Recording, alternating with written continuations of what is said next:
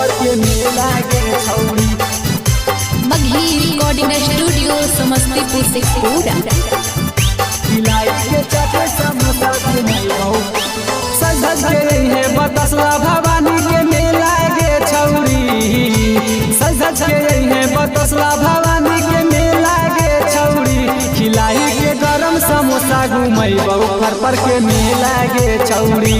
खिलाई के चाटे समोसा घुमाइबौ पर के मेला गे छौरी। चल चल ठीक हाथ पकड़ के चलिए हो तो खेला गे छौरी। हाथ पकड़ के चलिए हो तो खेला गे छौरी। खियाई के चाट समोसा घुमाइबौ पर के मेला गे छौरी। खिलाई के चाट समोसा घुमाइबौ पर के मेला गे छौरी। अरे ने सुनही ने चटवा हम 2 प्लेट खाइबौ। खियाई के चाट समोसा घुमाइबौ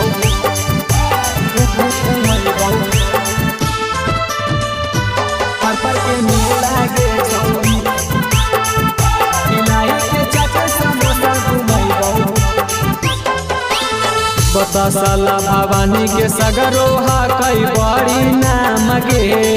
दोनों मिलके हाथ जोड़बै करबै प्रणाम गे। काहे रे हमर दुनु के वजह से दिया हो जते ना। बतसला भवानी के सगरोहा कई बड़ी नाम गे। दोनों मिलके हाथ जोड़बै करबै प्रणाम गे। चलै न देखबै मकर कुआं के खेला गे छौरी। चलै न देखबै तारा माची के खेला गे छौरी।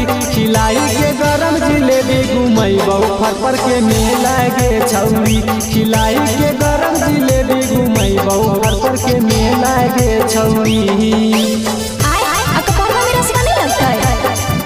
खिलाई के चाट समोसा घुमाइबौ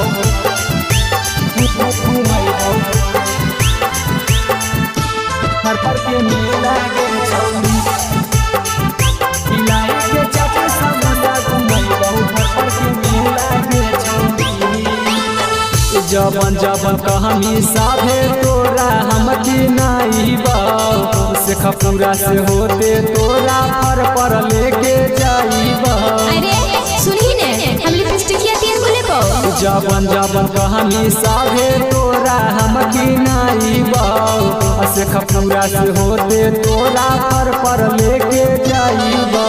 उत्तम तनिया से करिए नहीं झमेला गे छौरी। सुजीत कौशल से करिए नहीं झमेला गे छौरी। खिलाई के चौमीन रौल घुमाइबौ पर के मेला गे छौरी। खिलाई के चौमीन रौल घुमाइबौ पर के मेला गे छौरी। अरे रुक ना हम मैया बाबू से पूछ के आबहिया।